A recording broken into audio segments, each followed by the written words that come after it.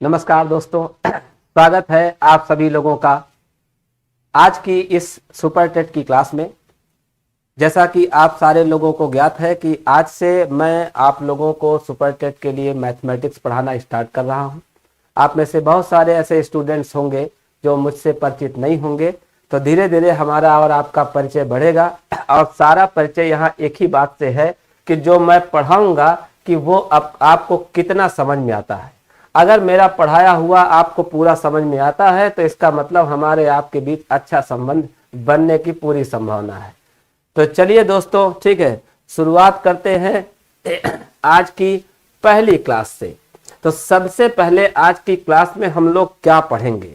आज की क्लास में एक तरीके से ये एक इंट्रोडक्शन क्लास है। आज हमें हर पहलू पर चर्चा करनी है। और किन पहलुओं पर चर्चा करनी है? सिर्फ और सिर्फ आपके एग्जाम पर। स्क्रीन पर आप लोग देख रहे होंगे कि इसमें मैंने सुपर टेट का मैथमेटिक्स का पूरा सिलेबस लिया है। तो आज सबसे पहले हम लोग मैथमेटिक्स के पूरे सिलेबस को थ्रू आउट डिस्कस करेंगे। दूसरी एक खास बात यह है कि एक बात मैं पूरी जिम्मेदारी और गारंटी के साथ कह सकता हूं कि ऐसा तो असंभव है कि मैं पढ़ाऊं और आपको समझ में ना आए। ये होने वाला नहीं है। बस आप इतना ध्यान रखें कि आप क्लास में रेगुलरिटी बनाए रखें, इतनी आपकी जिम्मेदारी, इसके अलावा कुछ नहीं। मैं यह भी जानता हूं कि जो लोग सुपर टेट के लिए मैथ्स पढ़ते हैं उनकी मैथ कितनी खराब होती है। और चूंकि मैथमेटिक्स बहुत खराब होती है, इस वजह से सुपर टेट का स्टूडेंट हमेशा यही चाहता है कि उसको कुछ ऐसा पढ़ाया जाए कि उसके भेजे में घुस जाए। तो मैं आपके भेजे में अपनी बातें घुसा पाऊंगा, इसकी पूरी संभावना है। कैसे ये सारी चीजें कैसे संभव होंगी? बहुत आराम से, बहुत रिलैक्स होकर के पढ़ना है। सबसे पहली खास बात गणित की यही है कि गणित तभी आपको आसानी से समझ में आ सकती है जब आप रिलैक्स हो, जब आप बहुत जल्दी में ना हो। ज्यादातर स्टूडेंट जो है वो बहुत जल्दी में भी रहता है कि ऐसा पढ़ाया जाए कि सब कुछ फटाफट आ जाए। तो गणित में एक बात आप ध्यान रखना कि बहुत जल्दी गणित को सीखा नहीं जा सकता। जिन्हें पहले से ही मैथमेटिक्स आती है उनके लिए तो 2 मिनट का गेम है, वो तो सब पकड़ लेंगे। सवाल तो उनके लिए है जिन्हें नहीं आती।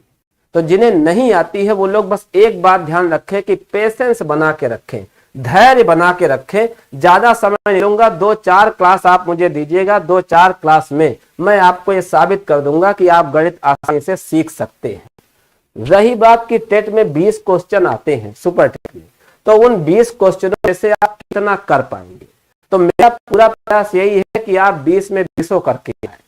लेकिन 20 में 20 अगर करना है तो थोड़ा सा चीजों को डेप्थ में पढ़ना जरूरी है। आपके दिमाग में ये बात है कि डेप्थ में करने से चीजें कठिन हो जाती, तो उतना डेप्थ में पढ़ाने वाला नहीं है। बस जितना आपके लिए जरूरी है उतना ही पढ़ाऊंगा। लेकिन अगर आप ये सोचते हैं कि बस सरफेसियल चीजों को ही पढ़ लिया जाए और सारे क्वेश्चंस कर दिए जाए, तो एग्जाम में क्या होता है कि हर बार थोड़ा थोड़ा से क्वेश्चन में ट्विस्ट हो जाता है। और उसकी वजह से अगर आपको बेसिक जानकारी नहीं है तो आप क्वेश्चनों को कर नहीं पाते हैं। तो चलिए शुरुआत करते हैं। सबसे पहले हम सिलेबस को डिस्कस करते हैं। क्या है आज का सिलेबस? देखिए, सुपर टेट का मैथमेटिक्स का सिलेबस क्या है। सबसे पहला आपके वहां जो चैप्टर पूछा जाता है संख्या पद्धति यानी नंबर सिस्टम।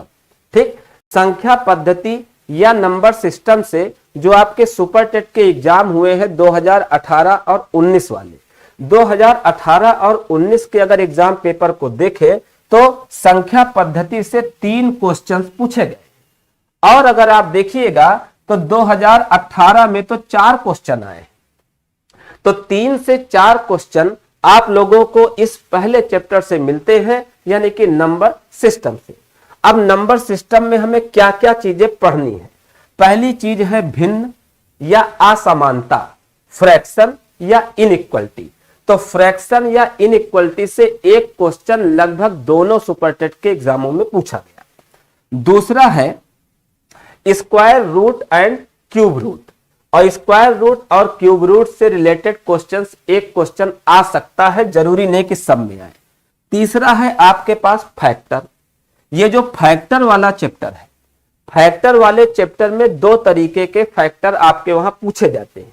एक फैक्टर पूछा जाता है नंबर सिस्टम में और एक फैक्टर आपका आता है जिसको आप लोग कहते हैं गुणनखंड। ठीक, तो केवल गुणनखंड करने के लिए भी पूछा जाता है और total number of factor count करने के लिए भी पूछे जाते हैं। चौथा आपका कॉन्सेप्ट है बार डेसिमल। बार डेसिमल, ठीक है, यानी बार दशमलव। तो बार दशमलव का क्वेश्चन आपके वहां आता है। इसके बाद आता है इकाई अंक, यूनिट डिजिट। इसके बाद देखिए एक ये चैप्टर है classification of numbers. Classification of numbers, संख्याओं का वर्गीकरण। ये जो क्लासिफिकेशन ऑफ नंबर है, इसमें से आपके पेपर में लगभग एक क्वेश्चन तय है। क्यों? क्योंकि क्लासिफिकेशन ऑफ नंबर में आप क्या पढ़ते हैं? क्लासिफिकेशन ऑफ नंबर में आप पढ़ेंगे परिमेय संख्या किसे कहते हैं, इसी में आप पढ़ेंगे कि अपरिमेय संख्या किसे कहते हैं और कैसे पहचान पाते हैं। ठीक है, परिमेय क्या है, अपरिमेय क्या है, भाज्य संख्याएं किन्हें कहते हैं, ठीक है, अभाज्य संख्याएं किन्हें कहते हैं। ठीक, तो क्लासिफिकेशन ऑफ नंबर्स में हम लोग सारे तरीके की संख्याएं पढ़ते हैं। सारे तरीके की कौन कौन सी है? भाज्य संख्याएं होती हैं, अभाज्य संख्याएं होती हैं, सम संख्याएं होती हैं, विषम संख्याएं होती हैं, परिमेय संख्याएं होती हैं, अपरिमेय संख्याएं होती हैं। तो इस तरीके से जितनी टाइप की संख्याएं होती हैं उन सबका एक बेसिक नॉलेज हमें सबसे पहले जरूरी है। अगर हम नंबर सिस्टम को समझना चाहते हैं तो ये वाला चैप्टर बहुत इंपॉर्टेंट है। एक बात अपने दिमाग में रखना कि गणित एक दफे समझ में आ जाए तो फिर चाहे जितनी पढ़ो सब आसान है। ठीक है, ये बात ध्यान रख। कठिन केवल तब है जब आपको बात समझ में ना आए। तो अगर आपको बात समझ में ना आए तो चाहे जितना आसान सवाल हो वो कठिन हो जाता है, और अगर आपको बात समझ में आ जाए तो चाहे जितना कठिन क्वेश्चन हो आसान हो जाता है। ऐसा कहा भी जाता है कि आसान होने से पहले हर चीज कठिन होती है। तो बस वो तभी तक कठिन है जब तक आसान ना हो जाए, आसान हम लोग बना लेंगे। अगला टॉपिक है गणितीय संक्रियाएं, मैथमेटिकल एबिलिटीज।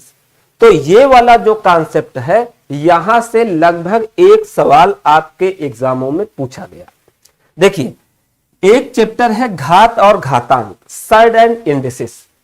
तो सर्ड एंड इंडिसेस को कुछ स्टूडेंट आपके सुपरटेट में ऐसा मानते हैं कि सर्ड एंड इंडिसेस जो है वो सुपरटेट में नहीं पूछा जाता, लेकिन ऐसा नहीं है। आप 2018 और 19 का पेपर देखिएगा, उसमें सर्ड को कहते हैं करणी। सर्ड को क्या कहते हैं? सर्ड एंड इंडिसेस, घात और ठीक है, करणी और घातांक। सर्ड को घात नहीं कहते, सर्ड को कहते हैं करणी। ठीक, तो ये जो सिंबल है इसी सिंबल को सर्ड कहते हैं, इसी सिंबल को कहते हैं करणी। ठीक, तो सर्ड से रिलेटेड सवाल भी आते हैं और घात से रिलेटेड, पावर से रिलेटेड क्वेश्चंस भी आते हैं। ठीक, और सबसे बड़ा और सबसे इंपॉर्टेंट चैप्टर सुपरटेट के लिए नंबर सिस्टम है, क्योंकि इस चैप्टर से हमें 3 से 4 क्वेश्चन मिलते हैं और 20 में से 4 क्वेश्चन यहीं से आते हैं। इसके अलावा किसी भी चैप्टर से 4 से ज्यादा क्वेश्चन नहीं पूछे जाते। इसलिए हर ओर से ये चैप्टर आपके लिए बहुत बड़ी भूमिका निभाने वाला है, और मैं आपको ये जिम्मेदारी के साथ कहता हूं कि ऐसा पढ़ाऊंगा कि आपका क्वेश्चन तो किसी कीमत पर जा नहीं सकता है। कुछ भी हो जाए आप क्वेश्चन छोड़ के नहीं आओगे। बस ठीक है, थोड़ा पेशेंस बना के रखना है, ये बात मैं आपको बार बार कह रहा हूं, पेशेंस जरूरी है। ठीक, तो इतने सारे चैप्टर हो गए। अगला देखते हैं। अगला आपके वहां चैप्टर है परसेंटेज, प्रतिशत। परसेंटेज से आप लोगों के एग्जाम में 2 क्वेश्चंस पूछे जाते हैं। परसेंटेज से आपके एग्जाम में कितने क्वेश्चन आ रहे हैं? 2। सुपरटेट में 2 क्वेश्चन। फिर है profit and loss. Profit and loss से भी कितने क्वेश्चन? 2 क्वेश्चन।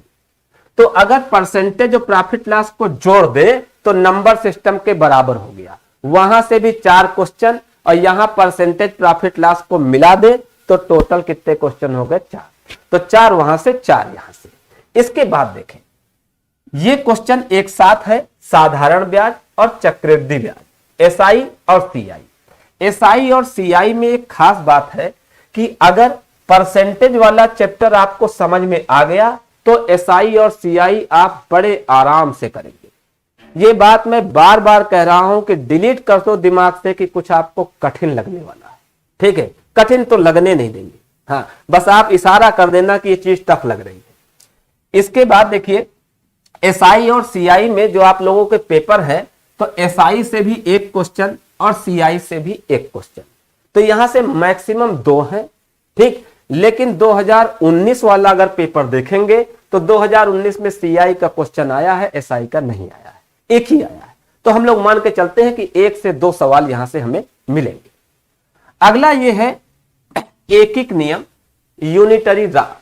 यहां से एक सवाल आता है, लेकिन ये बहुत आसान चैप्टर है, बहुत आसान, हो सकता है आप मेरे बिना बताए भी कर ले, इतना आसान क्वेश्चन है। इसके बाद ये वाली बात तो आपको पढ़नी पड़ेगी, अलजेब्रा वाली, क्योंकि अलजेब्रा से आता तो एक ही सवाल है, लेकिन एक सवाल को करने के लिए कम से कम 4-6 क्लास हम लोगों को पढ़नी पड़ेगी।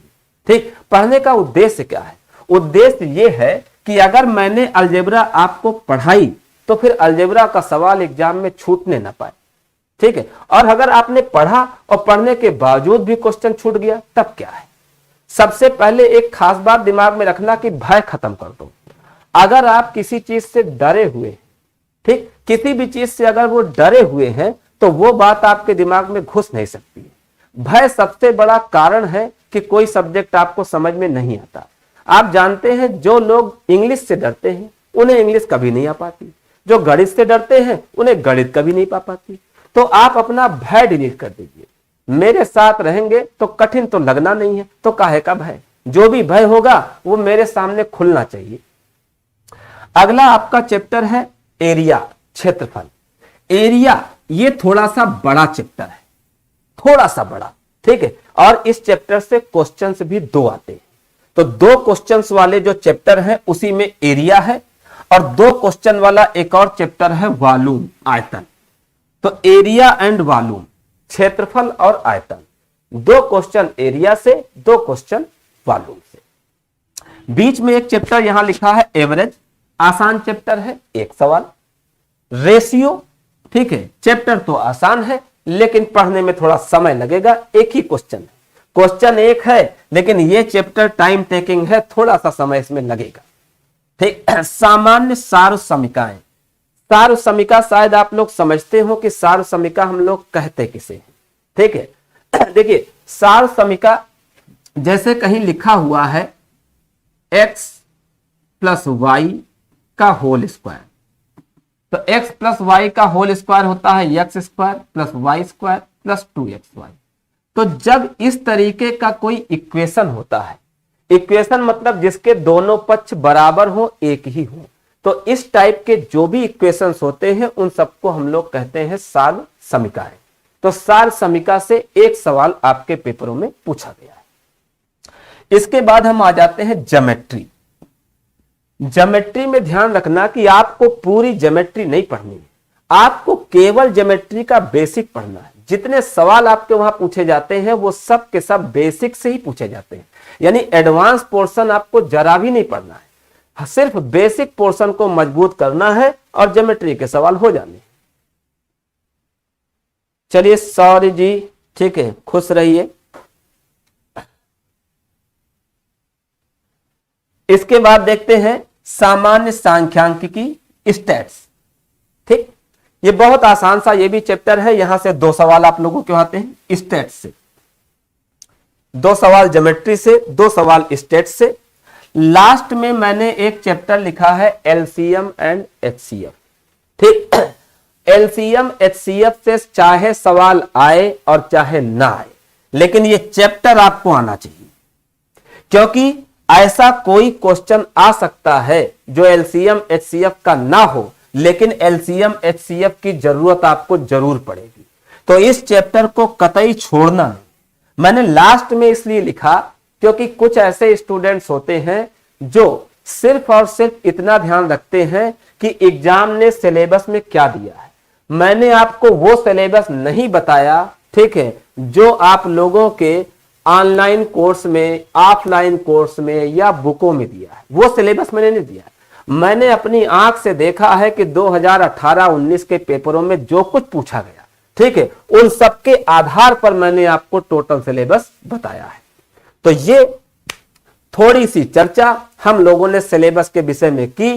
टोटल 20 क्वेश्चन का आपका पेपर है सुपर टेट का मैथमेटिक्स का। यहां जो आप काउंट करेंगे तो 24 नंबर का क्वेश्चन हमने बनाया है। इन 24 में से कोई ना कोई 4 नंबर हटेंगे और 20 नंबर का पेपर आपका बनेगा। ठीक है दोस्तों, तो उम्मीद करता हूं कि आप लोग सिलेबस को अच्छे से समझ गए होंगे।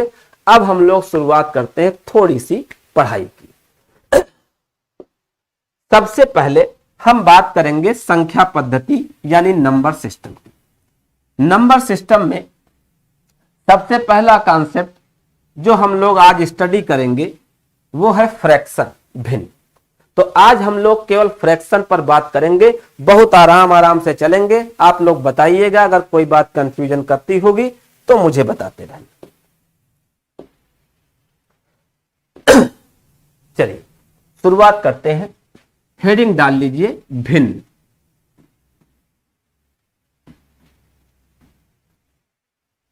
इंग्लिश में कहते हैं फ्रैक्शन।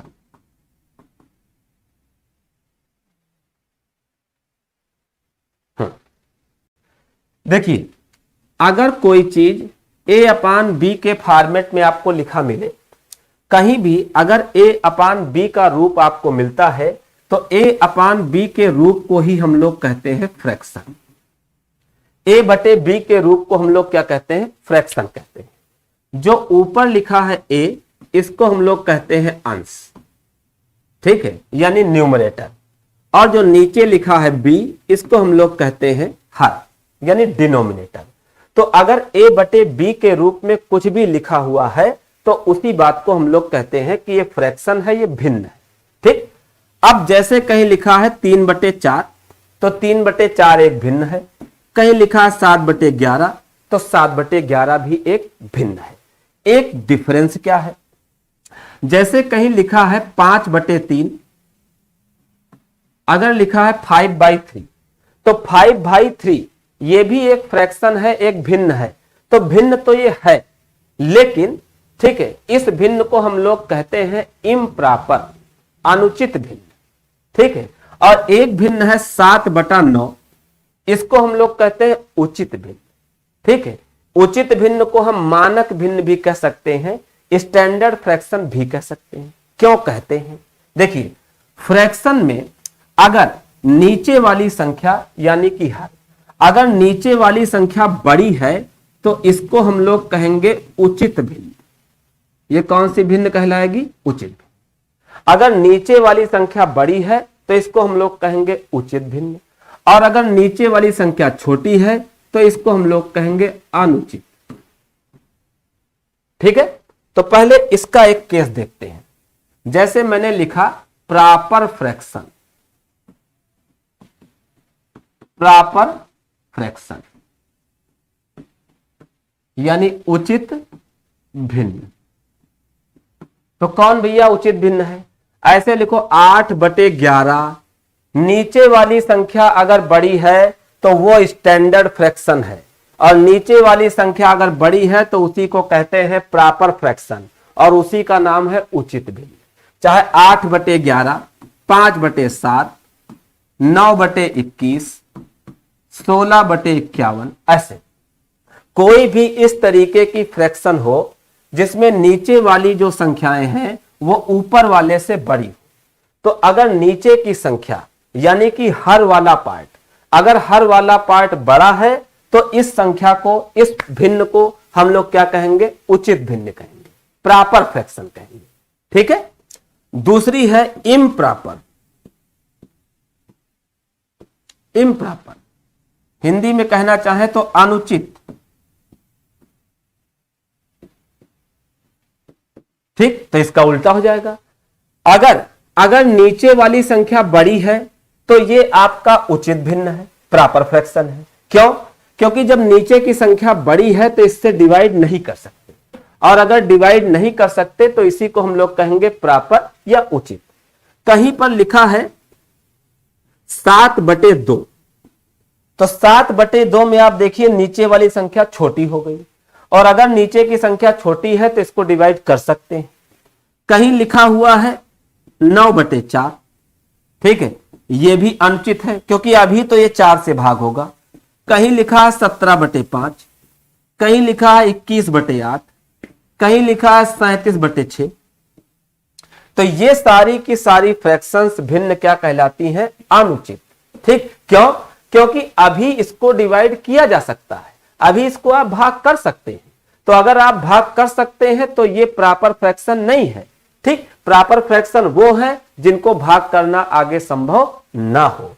यानी अगर नीचे की संख्या बड़ी है तो वो प्रॉपर है, और अगर नीचे की संख्या छोटी है तो वो इम्प्रॉपर है। ठीक है, एग्जैक्ट। मैं समझता हूं आपको ये बात समझ में आई होगी। अगली बात हम लोग करते हैं, कोई भी फ्रैक्शन हो, किसी भी फ्रैक्शन की मैक्सिमम वैल्यू 1 होती है। फ्रैक्शन जो भिन्न होती है, भिन्न का पूर्ण मान, कंप्लीट मान, टोटल मान, फ्रैक्शन में टोटल वैल्यू हमेशा कितनी होती है? 1। फ्रैक्शन का मतलब होता है अंश, फ्रैक्शन का मतलब होता है अंश, अंश माने हिस्सा। ठीक, जैसे अब याद रखना, सारी की सारी फ्रैक्शन प्रॉपर ही होंगी, उचित भिन्न ही ली जाती है। तो अगर कोई भिन्न है 5/7, तो 5/7 अगर कोई भिन्न है तो ये सदैव 1 से छोटी होगी। जितनी भी भिन्न होती हैं, दुनिया की कोई भी भिन्न है, भिन्न का मतलब कौन सी भिन्न? उचित भिन्न, अनुचित की मैं बात ही नहीं करूंगा।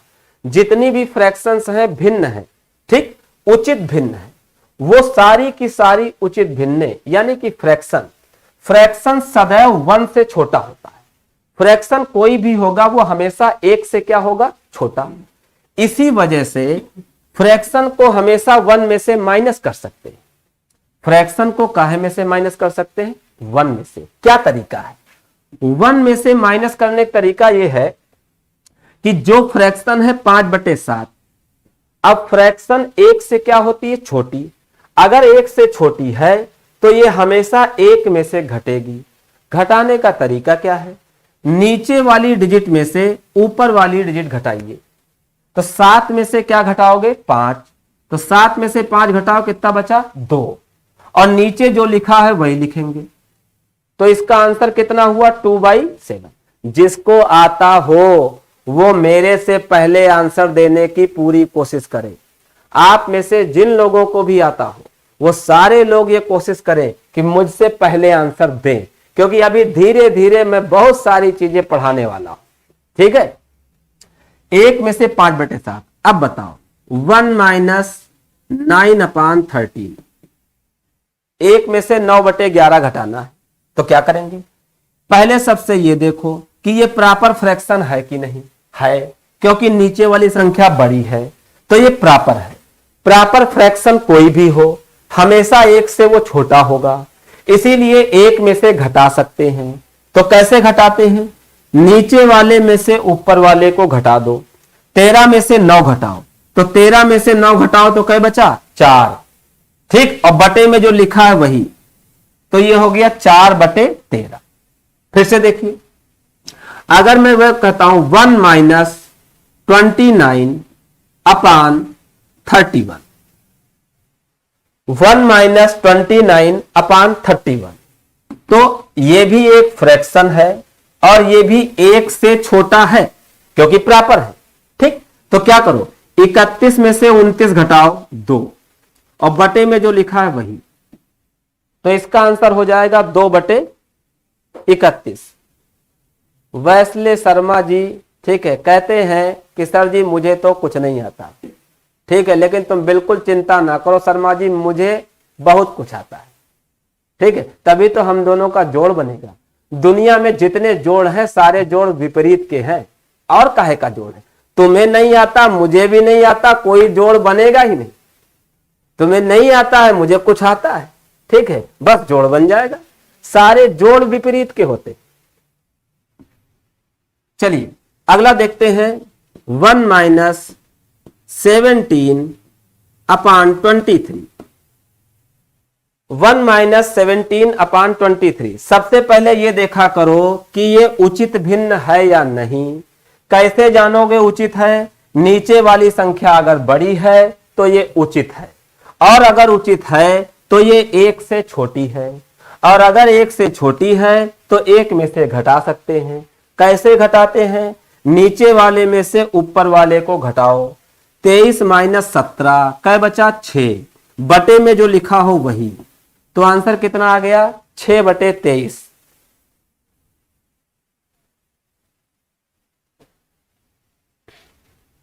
वैसले शर्मा जी कह रहे हैं आप तो समझ में आ रहा है। अरे एकदम निश्चिंत रहो यार, ठीक है। मैंने जिंदगी में बहुत सारे लोगों को पढ़ाया है जिनको मेरी भाषा में मैं गोबर कहता हूं, ठीक है। और वैसे बहुत सारे लोग नौकरी में है, सेलेक्ट है, ठीक। तो इस बात के लिए आप घबराए ना, आप परेशान ना हो, ठीक। चलिए अगला कहते हैं 1 माइनस 39 अपान 53। भैया थोड़ा बड़ा दिया है, करो जल्दी से।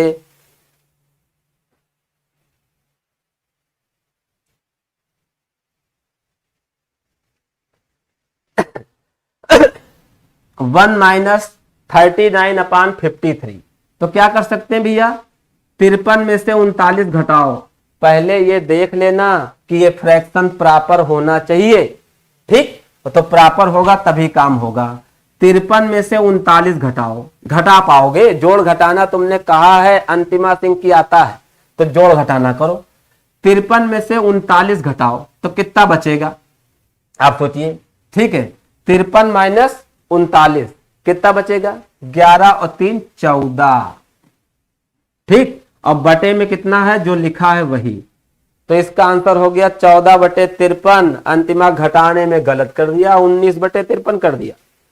सारे लोग जिनको थोड़ा भी आता है सब लोग ये काम करो और मेरे से पहले आंसर दो। 1 माइनस 17 अपान 27 करो।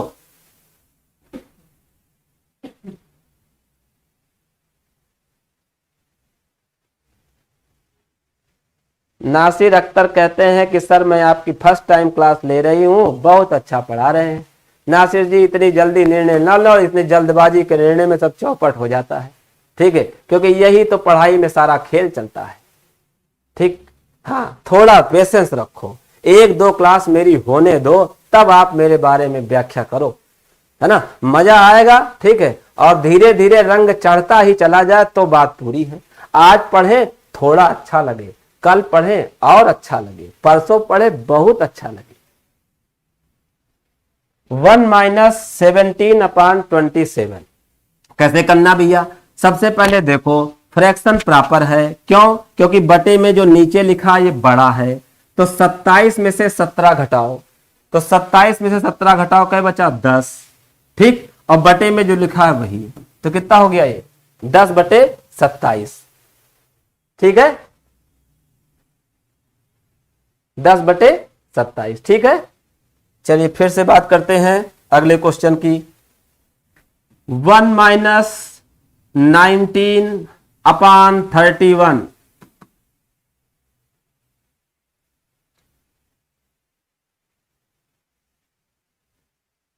वन माइनस 19 अपान 31। तो क्या करेंगे भैया? 1 में से घटाना है, फ्रैक्शन प्रॉपर है। तो 31 में से क्या घटाएंगे? 19। अब घटाना आता है, कई लोगों ने मुझे कह दिया, इतना तो आना चाहिए। 31 में से 19 घटाना आता हो, काम बन जाएगा। कितना बचेगा? ठीक है, 19 में 1 जोड़ो 20 और 11, तो बचा 12 बटे 31। वेरी गुड, अब की बार आप लोगों ने आंसर सही दिया है, 3 लोगों का आंसर सही आया है। ठीक है, 1 माइनस 53 अपान 57।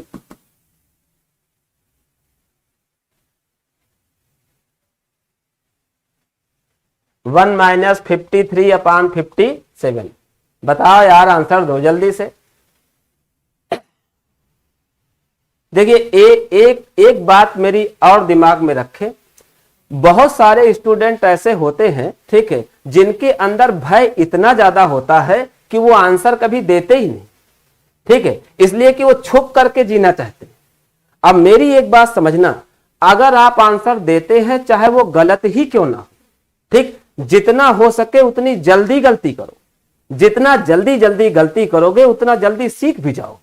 तो गलती करने में परहेज ना करो। मैं भी जानता हूं कि आपको नहीं आ रहा है, ठीक है, आपको नहीं आ रहा, मुझे आ रहा, तभी तो हम लोग हैं साथ साथ। ठीक, इसकी कोई दिक्कत नहीं। लेकिन जो भी गलतियां आप कर सकते हैं, तड़ातड़ गलती मारो। ठीक, जितना तेजी से आप गलती करोगे उतना तेजी से आप सीखते चले जाओगे। ठीक है, हाँ, तो फटाफट आंसर दो, भले सब गलत दो, देते जाओ। हाँ, 57 में से 53 घटाया 4/57। अब एक बार मुझे आप लोग ये जानकारी दे दें कि क्या इतनी बात आप समझ गए? क्या इतनी बात आप समझ गए तो मैं एक स्टेप बढ़ जाऊं।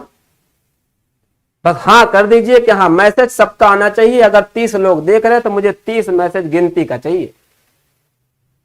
बस इतना मुझे जानकारी दे दे कि क्या ये वाला पोर्शन आप समझ गए, तो मैं अगली बात आपसे करूंगा।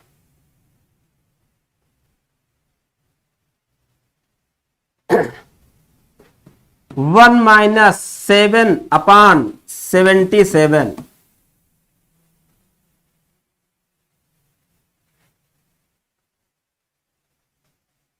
ठीक है, बहुत बहुत धन्यवाद, थैंक यू।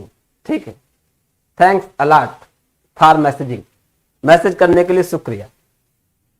चलिए, तो फिर हम लोग अगली बात करते हैं। अब मैं आपको एक नई चीज बताता हूं। देखिए, अगर कहीं लिखा है 5 - 2/7, ऐसा लिखा है, 5 - 2/7 ऐसा लिखा हुआ है, तो अब यहां पर देखिए, आपको खूब दिमाग लगाना, समझिएगा। ठीक, सारा झंझट खत्म कर दूंगा, कैलकुलेशन को इस तरीके से दिमाग में फीड करूंगा कि आप कैलकुलेशन उनके बराबर करेंगे जो बड़ी तेज रफ्तार में करते हैं। ठीक, 5 - 2/7 लिखा है। अब हम लोगों को पहले सबसे देखना है कि 2/7 एक प्रॉपर फ्रैक्शन है, और अगर ये प्रॉपर फ्रैक्शन है, ठीक, तो ये सदैव एक में से घटा सकते हैं। तो अगर इसको एक में से घटा सकते हैं तो 5 में से घटाने की कोई जरूरत नहीं, क्योंकि ये तो एक में से घट जाएगा, ये प्रॉपर फ्रैक्शन है। और फ्रैक्शन सारे एक से क्या होते हैं? छोटे। तो अगर एक से छोटे होते हैं तो ये एक में से ही घटाया जा सकता है, 5 में से घटाना कोई जरूरी नहीं है। कैसे तोड़ेंगे? तो 5 को हमने तोड़ के लिखा 4 + 1, ऐसे तोड़ सकते हैं, 4 और 1 5 हो गया। फिर आगे माइनस में 2/7 लिखा हमने। ठीक है, 4 + 1 - 2/7, ये वही लिख दिया। बस 5 को क्या तोड़ दिया? 4 + 1, यानी 1 को अलग कर दिया। क्यों? क्योंकि 1 में से इसको घटाना बहुत आसान है, घटा लेंगे। और 4 जो है ये अलग बच गया, तो 4 तो हमारा अलग बच गया। 4 के बाद सिंबल क्या था? प्लस।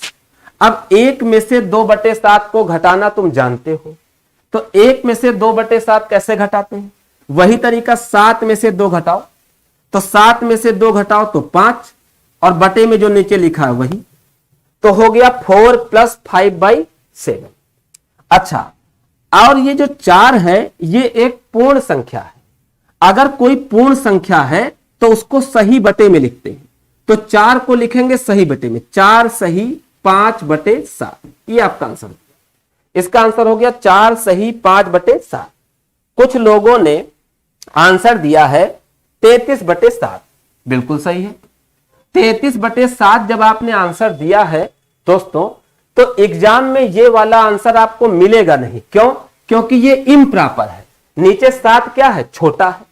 तो फिर से 7 को डिवाइड करो, 7 से भाग करो, 7 चौक 28, 5/7, तो यही आएगा 4 सही 5/7। ठीक है, ये और ये एक ही है, लेकिन ये वाला आंसर एग्जाम में मिलेगा नहीं आपको। एग्जाम में आंसर मिलेगा प्रॉपर फ्रैक्शन का। सारे के सारे आंसर प्रॉपर फ्रैक्शन में दिए जाते हैं। पूर्ण संख्या की इंग्लिश, पूर्ण संख्या को हम लोग कहते हैं कंप्लीट डिजिट, है ना, या कंप्लीट नंबर। ठीक है, पूर्ण अंक, है ना, कंप्लीट नंबर, कंप्लीट डिजिट, कुछ भी कह सकते हो।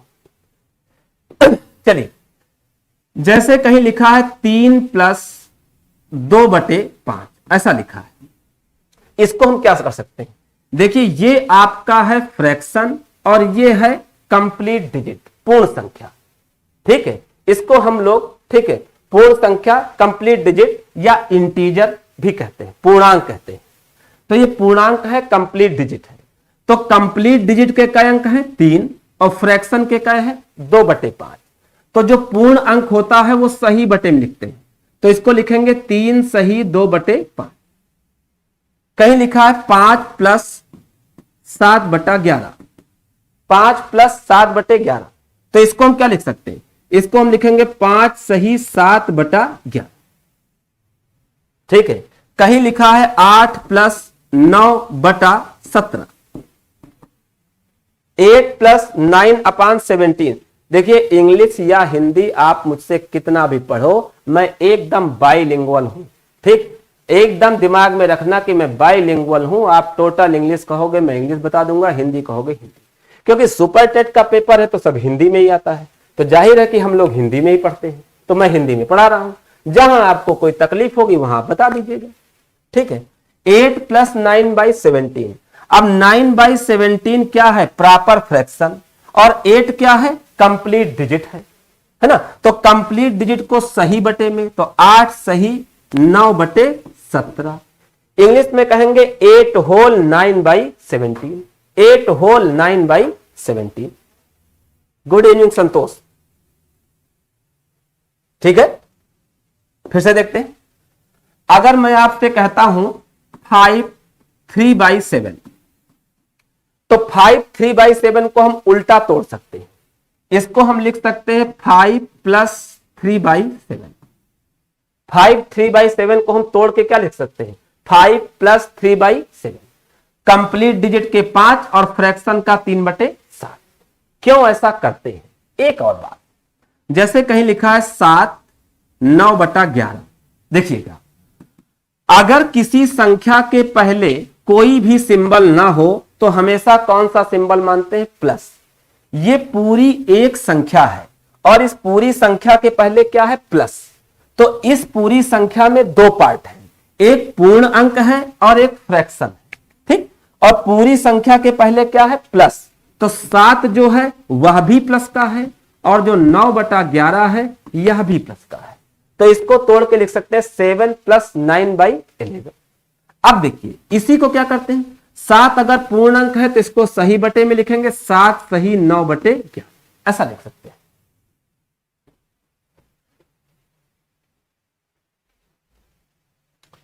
अंतिमा कहती हैं कि ना ना सर आप अपने हिसाब से पढ़ाइए। अंतिमा बिल्कुल चिंता ना करो, मैं एकदम अपने ही हिसाब से पढ़ाऊंगा। ठीक है, मैं जीवन भर अपने ही हिसाब से पढ़ाया हूं। ठीक है, हाँ, अब मेरा हिसाब आपके हिसाब से टैली जरूर करेगा, ये पक्का है। आपसे सलाह लूंगा, पढ़ाऊंगा अपने हिसाब से, क्योंकि मैं ज्यादा जानता हूं। ठीक है, तो मैं आपके हिसाब से कैसे पढ़ा सकता हूं, पढ़ाऊंगा तो मैं अपने हिसाब से, लेकिन आपकी हर बात का मुझे ध्यान रखना है। ठीक है, चलिए अब देखते हैं।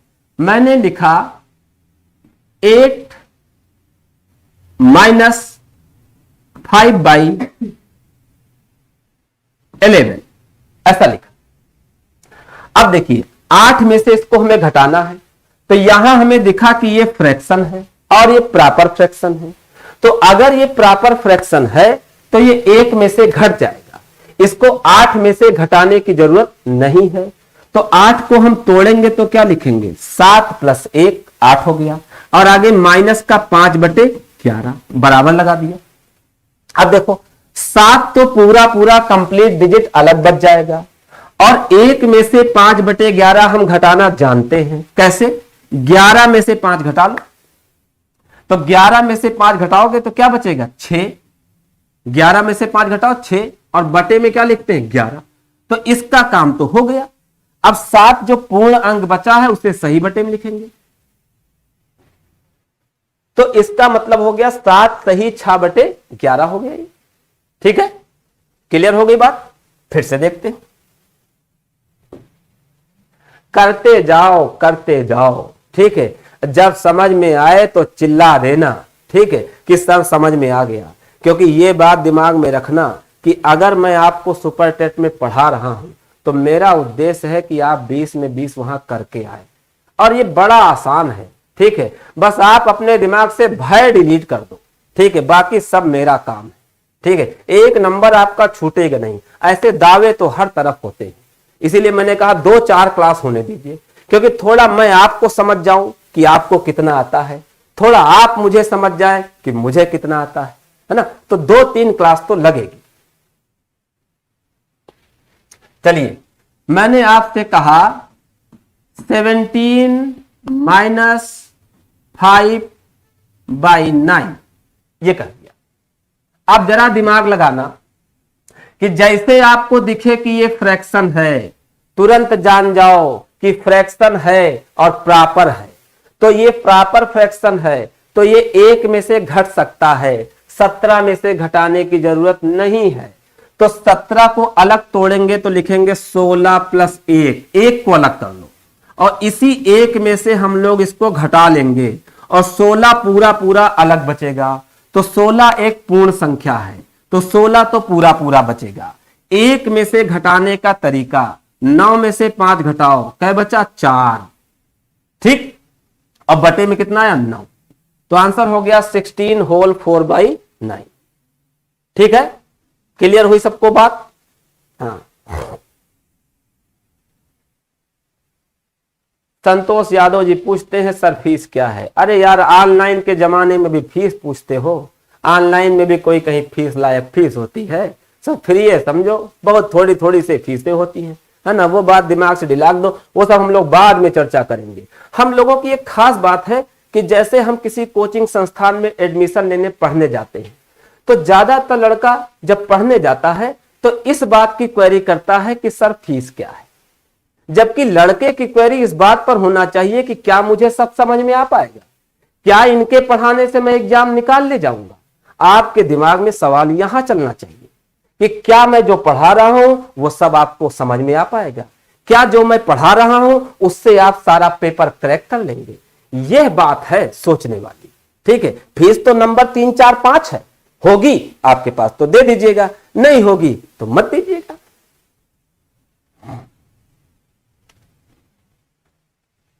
एक और क्वेश्चन की मैं बात करता हूं, जरा आप लोग जरा देखें मेरी बात। इस बार हम आपको बता रहे हैं डायरेक्ट वो तो आप सीख गए। डायरेक्ट क्या है? अगर ये प्रॉपर फ्रैक्शन है तो 1 में से घटेगा, तो जो 19 है 19 में से यहां केवल क्या बचेंगे? 18 बचेंगे। ठीक, और बाकी 1 में से माइनस करने का तरीका, 13 में से 9 घटाओ, तो 13 में से 9 घटाओ 4/13। इस बात को अब और समझें। कहीं मैंने लिखा 12 माइनस 5/17, ऐसा मैंने कह दिया 12 माइनस 5/17।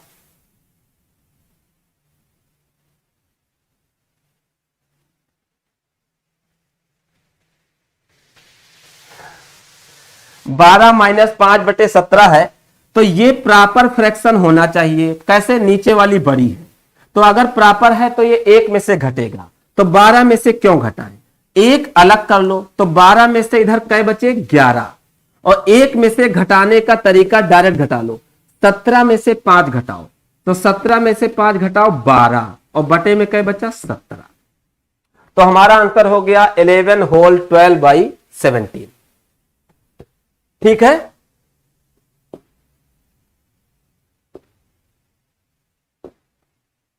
फिर से देख लेते हैं। 7 माइनस 5/7। ठीक है, अब देखिए फिर से वही बात मैंने दी, तो 7 है तो इसको 7 में से काहे घटाएंगे? 1 अलग कर लेंगे, तो यहां क्या बचेगा? 6 तो पूरा पूरा बच गया, और बाकी जो 1 है उसमें से घटाने का तरीका, तो 7 में से 5 घटाओ 2, और बटे में कितना आया? 7। तो आंसर आ गया 6 सही 2/7। ठीक है, तो उम्मीद करता हूं कि ये वाली बात सबको क्लियर हो गई। एक बार फिर से मैसेज कर दें, एक बार फिर से मैसेज कर दीजिए कि अभी जो मैंने पढ़ाया ये वाली बात आपको कंफर्म हुई, ये वाली बात आप समझ पाए। अगर समझ पाए तो मैं फिर एक स्टेप आगे कूदूंगा, आप समझते जाएंगे मैं कूदता जाऊंगा।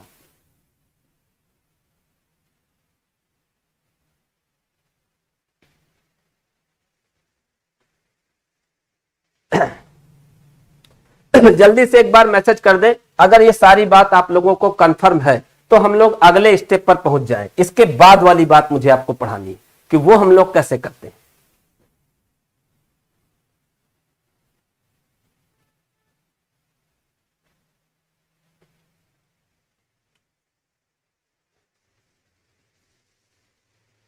चलिए 2 लोगों का मैसेज आया है, रचना और हृदय।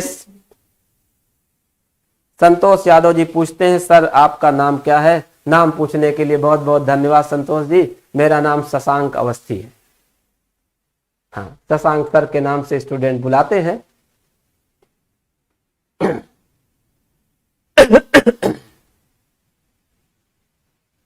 ठीक है, काफी लोगों ने मैसेज कर दिया कि हाँ सर क्लियर है। चलिए फिर अगले स्टेप की बात करते हैं, एक स्टेप और आगे बढ़ते हैं। देखिए अगर कहीं लिखा है 8 माइनस 2 होल 3/5, अब देखो, अब देखिए क्या करना है। अब पहले मेरी एक बात आप समझ लें, ठीक है, अलग से मैं आपको एक बात बताता हूं, उसको समझ लें। अगर लिखा है -5 3/7 ऐसा लिखा है, तो ये बात ध्यान रखना कि ये पूरी एक संख्या है, ये पूरी एक संख्या है और इसके अंदर 2 पार्ट हैं, एक कंप्लीट डिजिट वाला पार्ट है, एक फ्रैक्शन वाला पार्ट है। और इस पूरी संख्या के पहले क्या लगा है? माइनस। तो अगर पूरी संख्या के पहले माइनस है तो इसका मतलब 5 के लिए भी माइनस है और 3/7 के लिए भी माइनस है। तो इसको तोड़ के लिखेंगे तो -5 और -3/7 ऐसे इसको लिखेंगे। फिर से देखते हैं, ठीक है। अगर कहीं लिखा है -3 2/5, इसका मतलब क्या? ये पूरी एक संख्या है और इस पूरी एक संख्या के पहले माइनस है। इस एक संख्या के अंदर 2 पार्ट हैं, एक पूर्ण अंक है, एक फ्रैक्शन है। तो अगर पूरी संख्या के पहले माइनस है तो इसका मतलब दोनों के साथ माइनस है, यानी ये माइनस का ही 3 है और ये माइनस का ही 2/5 है। कहीं लिखा है -8 5/9, इसका मतलब क्या हुआ? इसका मतलब हुआ कि ये माइनस का ही 8 है और ये माइनस का ही 5/9 है। ऐसे 2 पार्टों में तोड़ सकते हैं। अगर कहीं लिखा है प्लस का 3 2/9, इसका मतलब क्या हुआ? इस पूरी संख्या के पहले प्लस है, इसका मतलब दोनों पार्टों के साथ प्लस रहेगा, यानी प्लस का ही 3 रहेगा और प्लस का ही 2/9 रहेगा। अगर कहीं लिखा है 5 होल 2/3, तो इसके पहले अगर कोई सिंबल नहीं, तो अगर शुरुआत में कोई सिंबल नहीं होता है तो सदैव प्लस मानते हैं। तो प्लस मानेंगे तो 5 अलग कर लीजिए, 5 और फिर प्लस का क्या लिखेंगे? 2/3, ऐसे तोड़ देते हैं।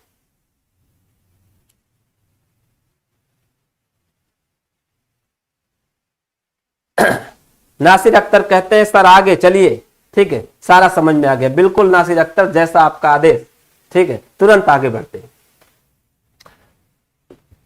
चलिए अगले क्वेश्चन पर आते हैं। मैंने आपको एक क्वेश्चन अभी दिया था, मैं फिर से लिख रहा हूं, 8 माइनस 2 होल 5/7। इसको देखिए, इसको कैसे करना है इसको देखते हैं, ठीक है। अब देखिए इस वाले में 2 पार्ट है, एक कंप्लीट डिजिट और एक फ्रैक्शन। तो अगर कहीं पूर्ण अंक है तो ये 8 के पहले क्या सिंबल है? प्लस। तो पूर्ण अंक में से पूर्ण अंक डायरेक्ट घटा जोड़ सकते हैं, ये भी पूर्ण अंक, ये भी पूर्ण अंक, लेकिन ये 2 का है माइनस, ये 8 का है प्लस। तो 8 में से ये 2 सीधे सीधे घटा लो, तो यहां कै बचे? 6।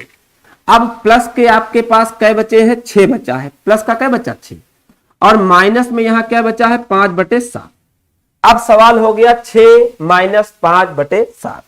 अब ये फ्रैक्शन है और फ्रैक्शन 1 में से घटेगा, तो यहां जो 6 है उसमें से कै बचे? 5, ठीक है। कितने बचे? 5, और 1 में से घटाओ तो 7 में से 5 घटाओ तो आ गया 2/7। तो इसका आंसर हो गया 5 होल 2/7, ठीक है।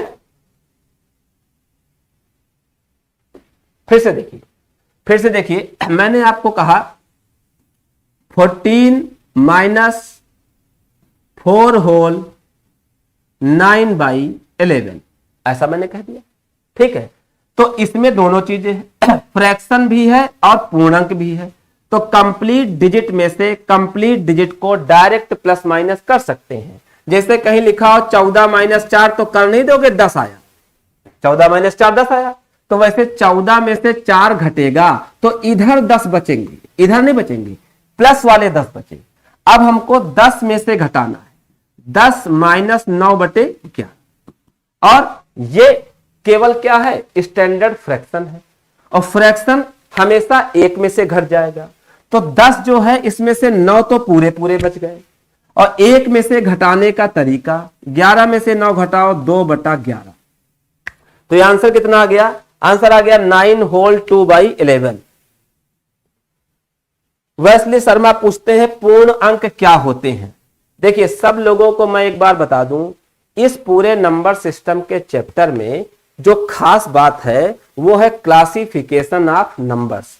क्लासिफिकेशन में मैं आपको हर बात बताऊंगा कि किनको कैसी संख्याएं कहते हैं, किनको हम परिमेय कहते हैं, किनको हम पूर्ण कहते हैं, किनको हम अपूर्ण कहते हैं, ठीक, किनको हम कहते हैं सम संख्या, किनको हम कहते हैं विषम, किनको कहते हैं भाज्य, किनको कहते हैं अभाज्य, ठीक। तो वो सारी बातें, ठीक है। इंग्लिश में अगर मैं कहूं तो prime numbers, composite numbers, even numbers, odd numbers, rational numbers, irrational numbers. तो ये सारी बातें हमें एक साथ पढ़नी है, क्लासिफिकेशन ऑफ नंबर्स। यह आपने पूछा पूर्ण संख्या, देखिए 1 2 3 4 5 6 15 19 37 337 578। ऐसी कोई भी संख्या जिसमें दशमलव ना लगा हो, ऐसी कोई भी संख्या जो फ्रैक्शन में ना हो, वो सब की सब क्या है, पूर्ण अंक है, ठीक है। जैसे लिखा -8, -9, -11, तो ये भी पूर्ण अंक ही है, बस ये माइनस के हैं। ये भी पूर्ण अंक हैं लेकिन ये प्लस के हैं। तो पूर्ण अंक दो तरीके के होते हैं, माइनस वाले भी पूर्ण अंक होते हैं और प्लस वाले भी। अगर कहीं मैं लिख दूं 9.2 तो ये पूर्ण अंक नहीं है, ये दशमलव भिन्न है, अपूर्ण है, फ्रैक्शन है, भिन्न है। और कैसी भिन्न है, दशमलव भिन्न है, ठीक है। 5.27 ये भी क्या है, ठीक है, दशमलव भिन्न है, पूर्ण अंक नहीं है, अपूर्ण है, ठीक है।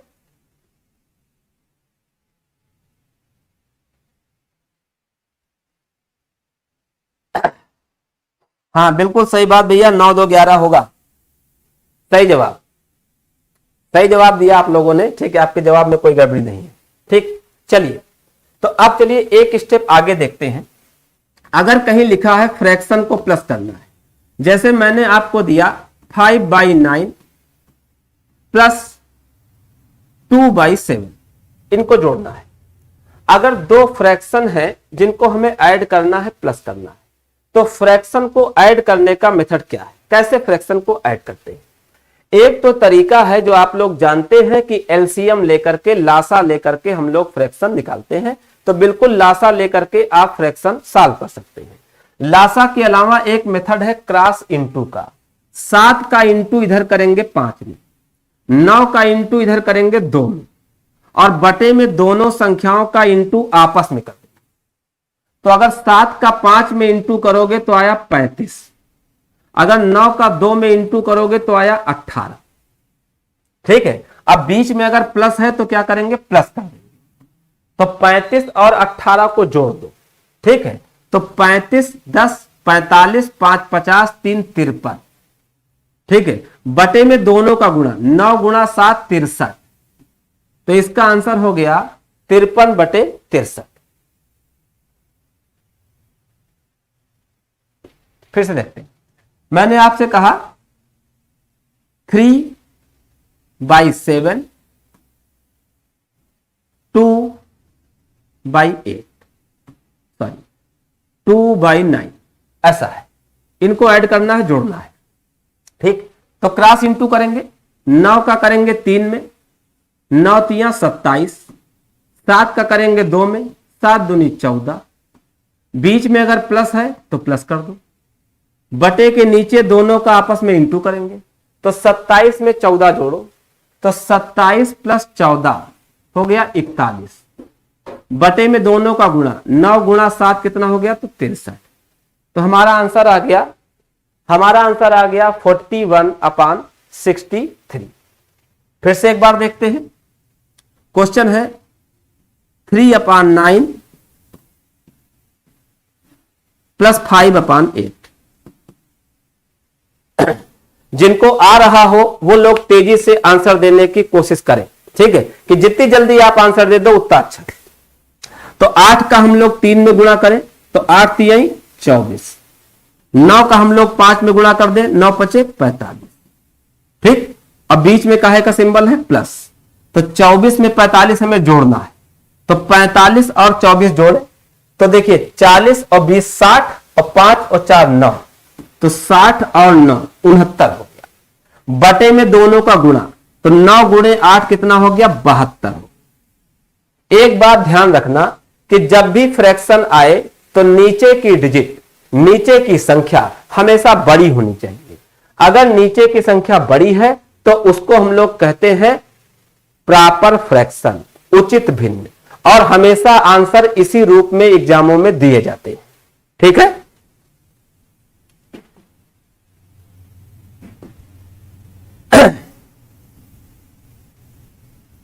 टू बाई 11 प्लस 3/8, जल्दी से आंसर दे भाई। जिसका भी आंसर आए, अगर आप समझ गए हैं तो फट से इसका आंसर दीजिए।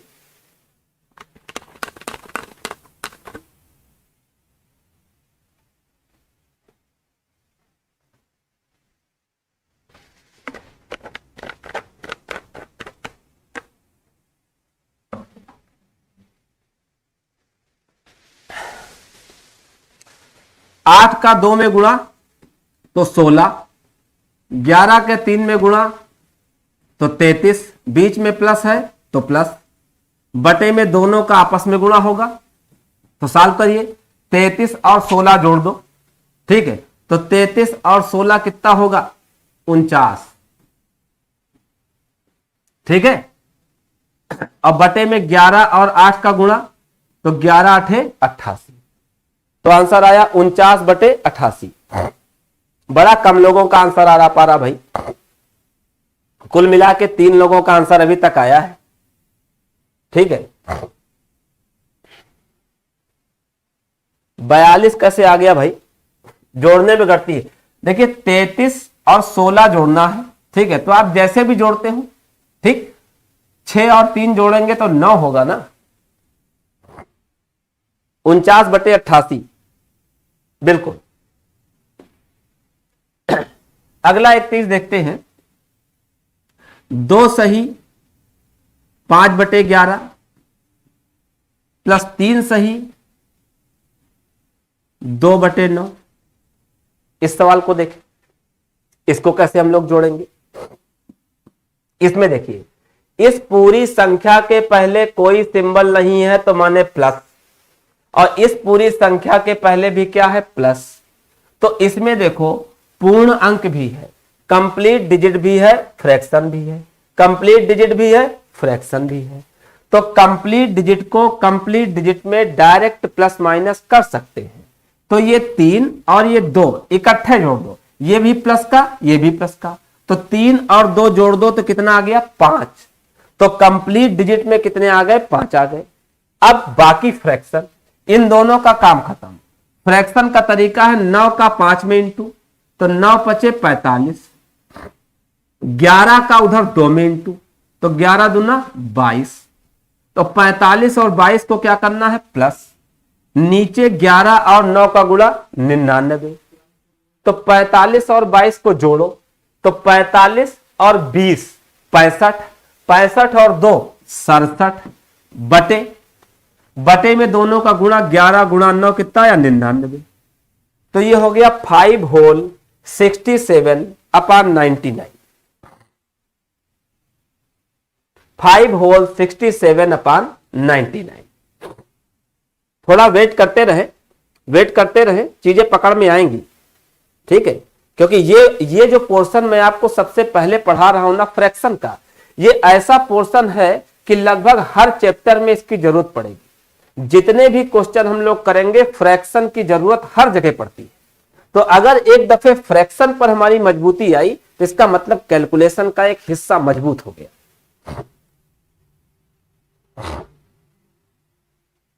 हाँ, फिर से देखते हैं, अगला क्वेश्चन देखते हैं। मैंने कहा 5 सही 3/11 प्लस 2 सही 2/5, ऐसा सवाल दे दिया। अब इसमें देखें, ये जो संख्या है इसमें दोनों पार्ट है, ठीक है ना, इसमें भी दोनों पार्ट है।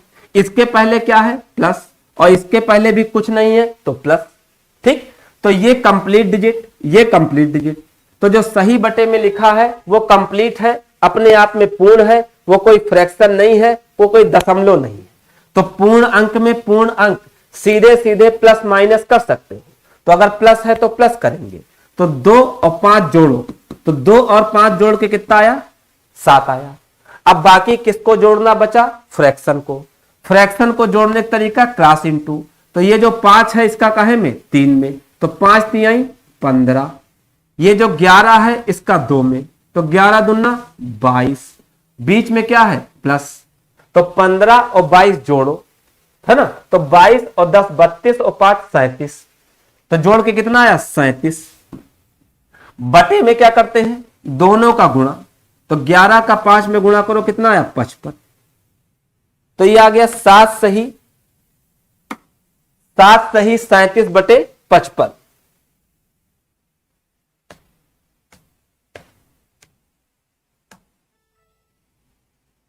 हाँ बिल्कुल बढ़िया, काफी लोगों का आंसर इस बार आया। फिर से बात करते हैं, 9 सही 2 बटे 13 प्लस 3 सही 5 बटे 9। इसको देखते हैं, तो 9 और 3 पहले जोड़ लो, तो 9 और 3 जोड़ो तो 12, तो पूर्ण अंक हो गए, कंप्लीट डिजिट के 12 हो गए। फ्रैक्शन में 9 का 2 में गुणा करो, 18, ठीक है। फिर 13 का 5 में करो, 13 पचे 65, ठीक है। अब 18 और 65 जोड़ो, चाहे जोड़ो 18 और 65, ठीक है, आपको जोड़ना है, ठीक। जिस तरीके से भी आप जोड़ पाते हो उस तरीके से आप जोड़ दीजिए, ठीक। तो ये 65 प्लस 18, तो 65 में 10 जोड़ लो, 75, 75 में 5 जोड़ो, 80, 80 और 3 83, बटे में 13 का 9 में, तो 13 9 117, तो नीचे कितना आ गया, 117। तो ये आ गया 12 सही 83 बटे 117। फिर से देखते हैं, ठीक है।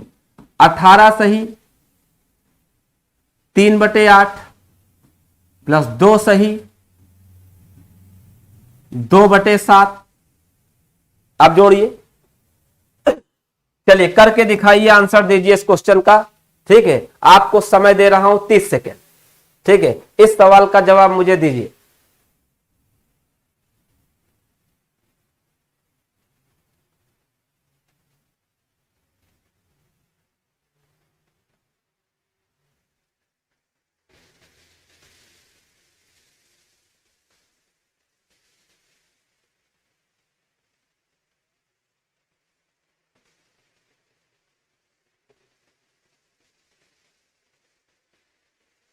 फट से आंसर दे दीजिए इसका बस। अगर इसका आंसर दे दिया तो मैं समझ जाऊंगा कि आप बात समझ गए मेरी।